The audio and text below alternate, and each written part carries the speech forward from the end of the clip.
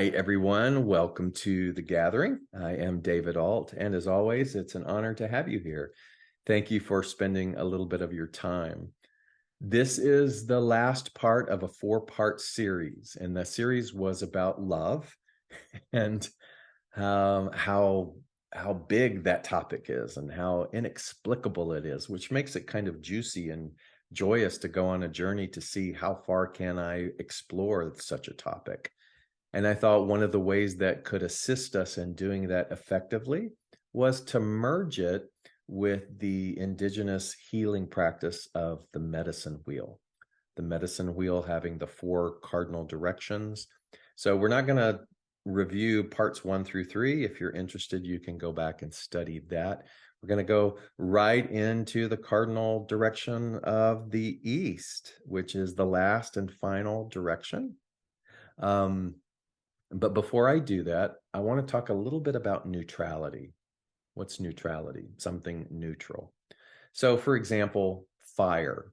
When fire became known, when our consciousness was able to collide with the existing availability of fire, and we brought that into manifestation, it was a good thing, right? Because it changed the dynamic of civilization as we knew it, and it kept evolving. And so we then can say fire is good.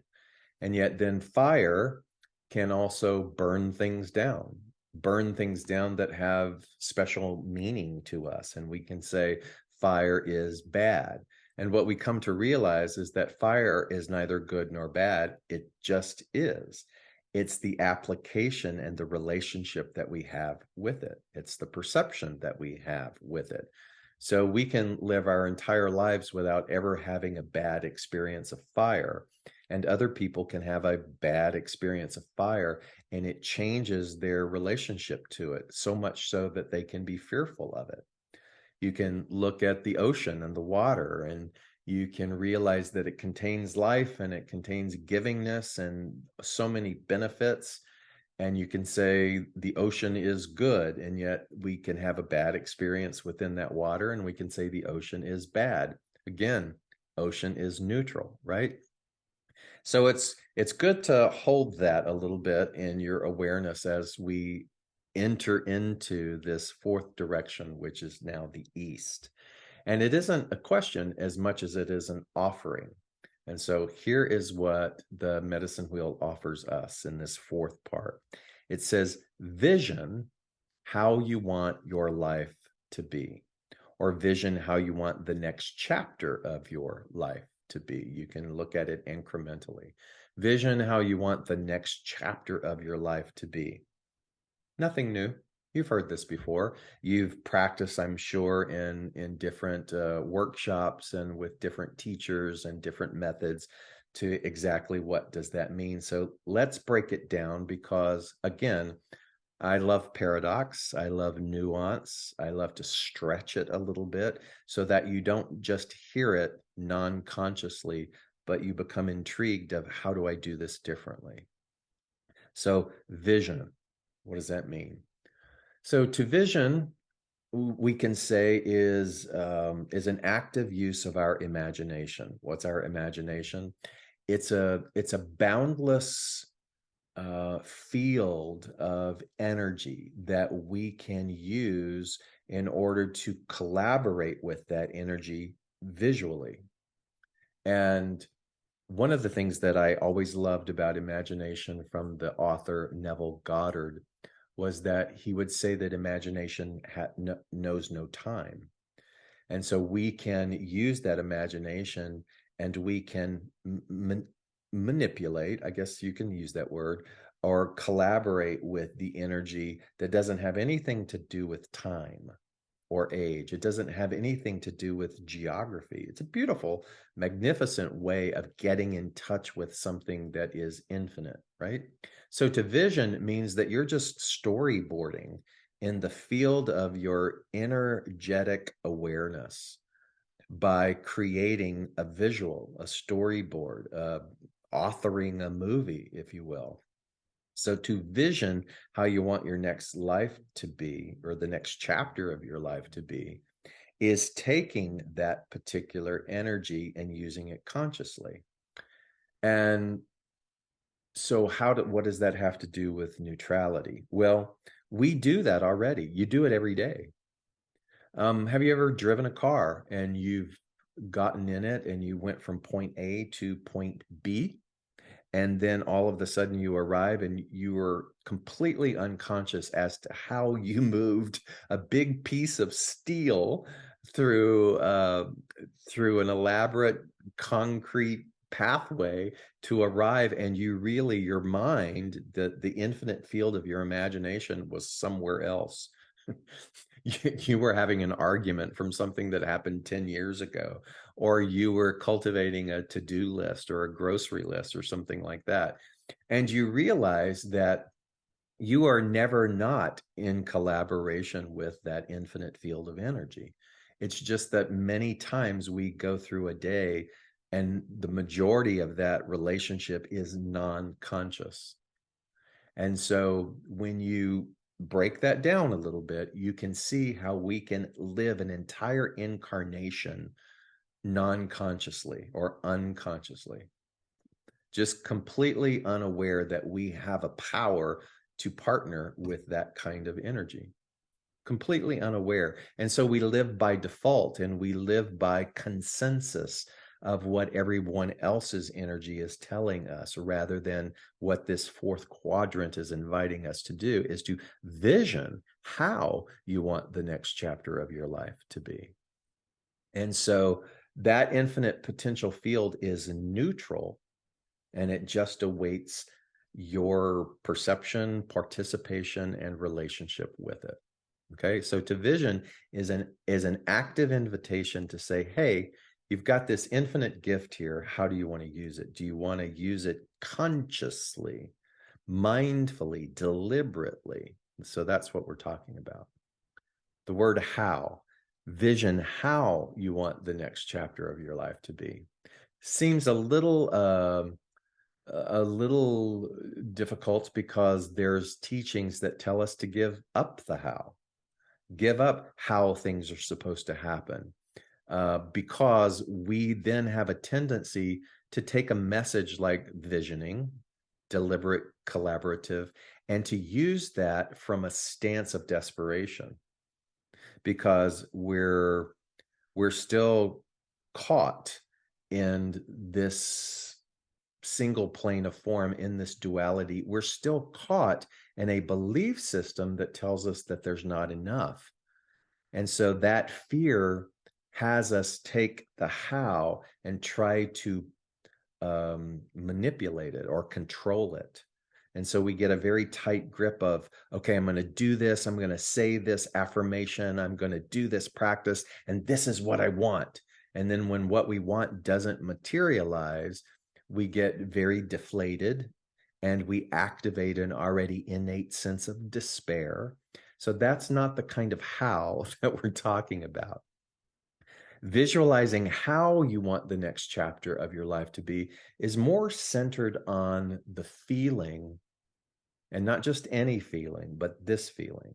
You and I have already won. I've said that many times.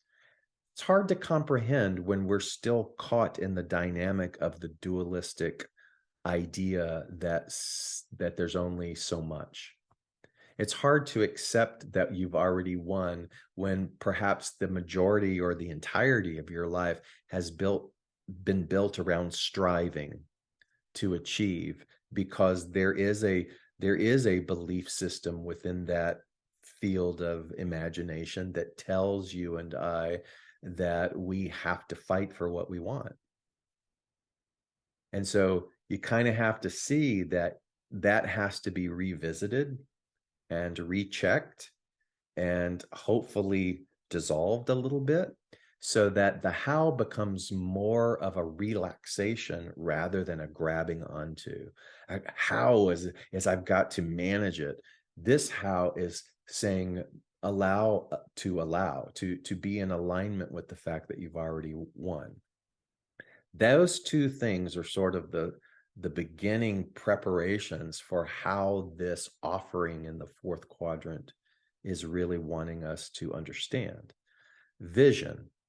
Vision how? Take the already existing infinite power of your imagination combined with the knowledge that you've already won to now craft and luxuriate in seeing and feeling the next chapter of your life and how you want it to be. So it's okay if you want to do this exercise and be really specific and want to see yourself living in a particular country, on an ocean, with a particular partner, that kind of thing. And I want to say, even go beyond that. Let the mystery of that, because it's already happened, it's already a part of the divine design, it's already a part of the fact that you are one, meaning one, W-O-N, because we are a part of the O-N-E, one, and we never can be.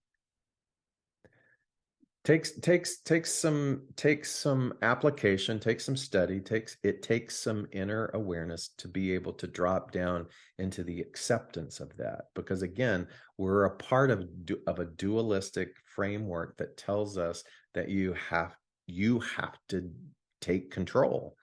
And what this is saying is, it's not about giving up control, but it's accepting that as I walk through the valley of the shadow of death, I fear no evil, because the fact that I have won is with me. It is housed within me.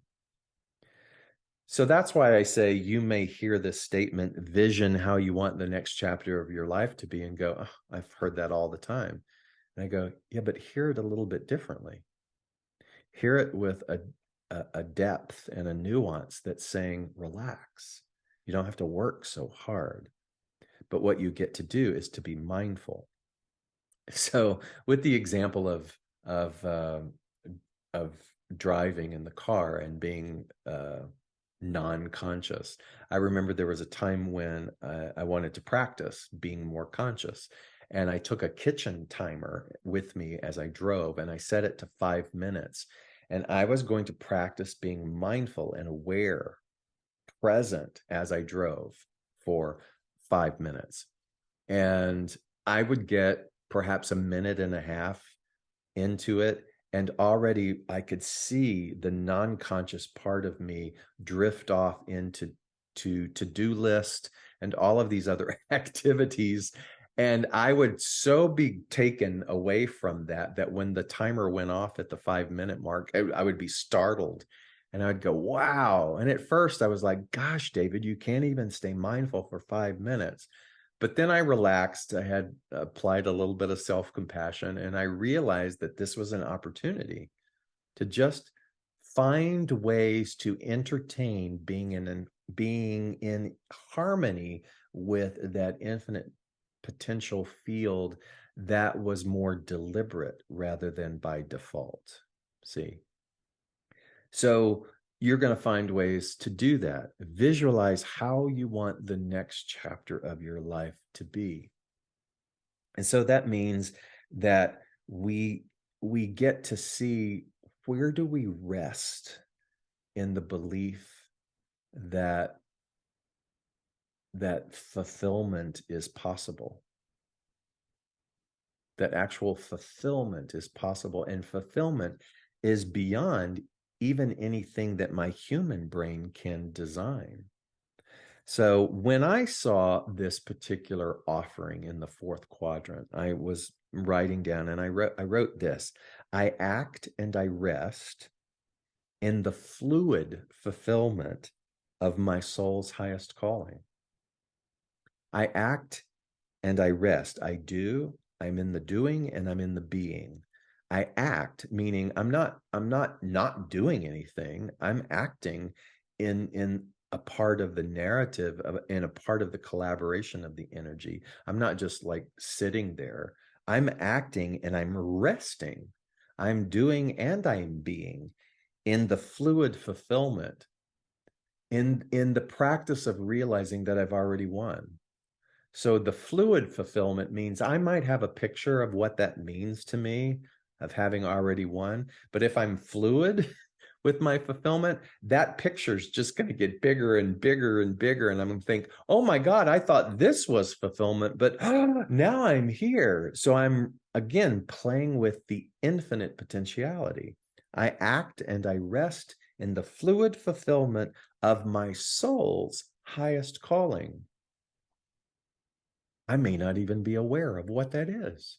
I might think that I know what my highest calling is, but I continue to see that as I take my grip of control of my version of the how off of this life, and I keep surrendering and I keep allowing myself to not just hope that there's fulfillment, not just to even believe that there is fulfillment, but to know that there is fulfillment. So going from, you could even start with despair to hope. That's a great achievement. That's great. But you don't want to linger in hope. And so you go from hope to belief. Again, that's progress. But but we all have belief systems, and sometimes the belief systems are muddied by the non-conscious belief systems of a dualistic world. So I don't even want to stay there. I want to cultivate a knowing, and the knowing is only this: I've already won. The knowing is this: I am loved beyond measure, and I am a part of the divine design, and that everything that happens to me is a part of a beautiful narrative of my soul's highest calling. I want to know that. How does one go from despair to knowing? Well, you don't unless you participate in the incremental surrender. So wherever you are on this dynamic, when you hear vision how you want the next chapter of your life to be, that might be that you have to take that in because right now you're in despair. And you have to take that and you have to work with it where you are. And you might move from despair to more breathability. And so now you're standing in the position of hope. That's great. And I want to let you know, you're not going to stop there. You're going to continue to cultivate now a new belief system. And you're still going to see that belief system is still affected by our dualistic world. So it might be a belief system that is serving you right now or up to a point, but you'll even burst through that.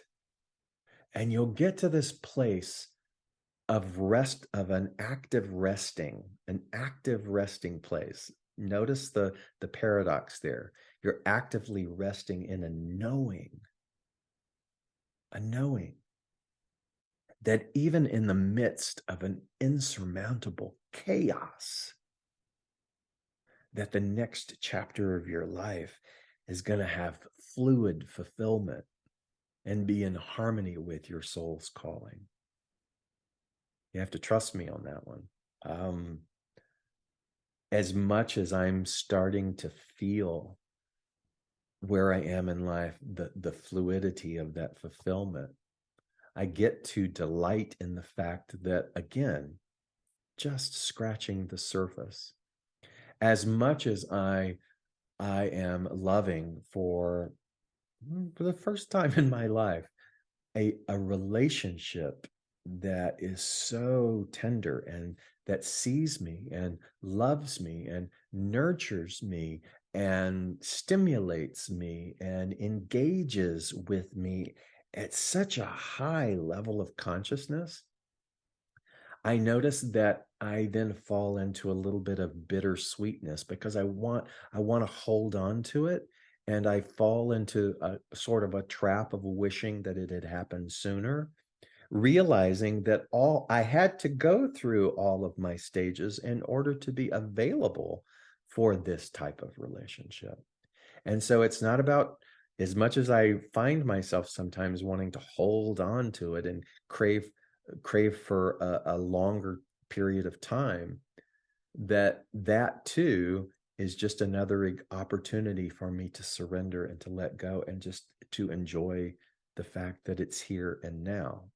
And so for me, when I walk into the East Quadrant and I vision how I want the next chapter of my life to be, It is to be fully present in the things that bring me joy, and to be fully available to be a vessel to bring that joy to the world, and to continue to expand in my awareness of appreciating and loving and surrendering, all of the things that come with being human. So you see, there's no arrival. So even though I feel now that I'm just beginning to linger a little bit in the beauty of knowing, I've still got so much more to know, right? No arrival. It's just infinite, infinite, infinite.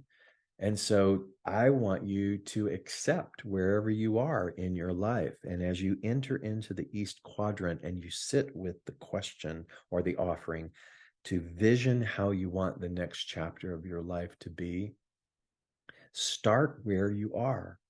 Start with your relationship with your infinite potential of imagination and energy. Start with where you are and trust that that's enough. Allow yourself to bring a little bit of neutrality now to the human events of your life that you have labeled bad, and see if you can begin to soften around those things, to accept that there's more to know, more to learn, more to be revealed. And in that way, you are gifting yourself one of the greatest things that we can give to self, small s self, and that is compassion. And there's not a one of us walking, breathing on this planet that doesn't need, kind of a strong word, more compassion, the evidence of that compassion. And the greatest giver of that is ourself. Thank you again for going on this journey of love of self, and to be able to dive deeper into the application of that. Go back and revisit each of those quadrants. Write all of those instructions down to the best of your ability as you hear them, and begin to let that be an instructional framework for you to make this existing time that you're on the planet be more mindful. Be more mindful, be more collaborative. Allow yourself to experience the beautiful win of your power. You deserve that. You deserve that. That is a part of the experience of love. Until next time, thank you again for joining me.